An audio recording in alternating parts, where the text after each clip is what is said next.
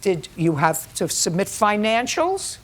Of course. Did co-op board have to approve you when you moved in? Of course, that's what a co-op is. I live in co-ops, so I know. Co-op board has to approve you. I understand. And they did.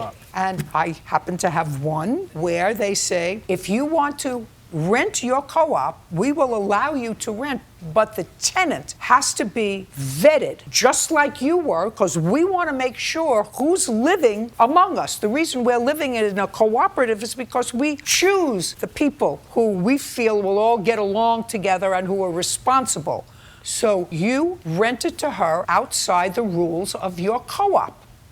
That's either a yes or a no. I think we already established that was a yes. Well, right? that's so we established. No, okay. I established it was a yes, but you. No, I was actually trying to figure out what it had to do with this. Or in a case where do the defendant speaks before the plaintiff. That's all I was trying to figure out. It has you just everything jumped over to do there, with it. so it kind of. It has you know. everything to do with it because when I'm figuring out who I'm dealing with as a litigant, I have to figure out whether somebody is going to skirt the rules for their own benefit. So the benefit. And for their own benefit, and it has to do with whether or not I'm going to find them credible, because you were certainly willing to fool your co-op board. Well, Your Honor, we weren't fooling them because we still wanted to reside there. We were actually helping Ms. Charlemagne because, again, we worked together, and she came to me. We had bought our house in August. We didn't move into our house until November when she moved into the apartment, which means we were able to take care of our rent and everything. Mackay, yes? What you said in your complaint was you had the co-op, you moved out of the city, you wanted to keep the co-op for your son. That's what you told me in your complaint. You weren't doing a benevolent thing. You found somebody to cover your expenses while you were holding on to the co-op for your son. We That's bought what you the said. house in August, so we were covering our own expenses. She didn't. She was in a situation where she was unhappy. She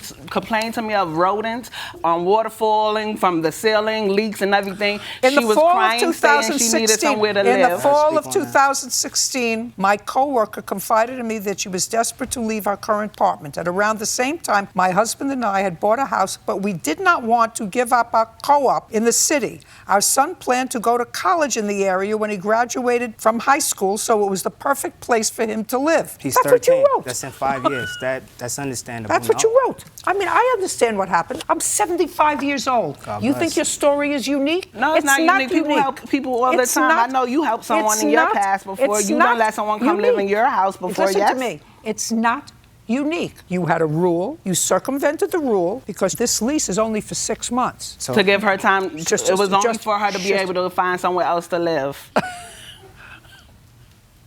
How old is your son? 13, I mentioned that. So in 5 years, he would be in college. What's happening to the apartment now? Oh, the apartment was taken because Ms. Charlemagne was the witness for the renting office. So that's how we lost the apartment. So you lost the apartment? Yes, and I lost because you were illegally renting it. No, I lost the apartment. We were because, allowing her to live there.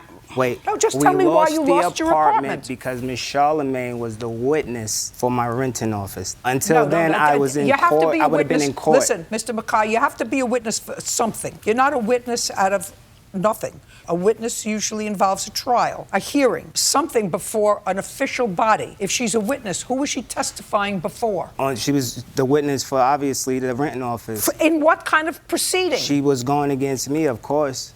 She went to Don't listen to me. Get together on your stories. You keep cutting us off. You gotta let us speak when you want us to speak, though.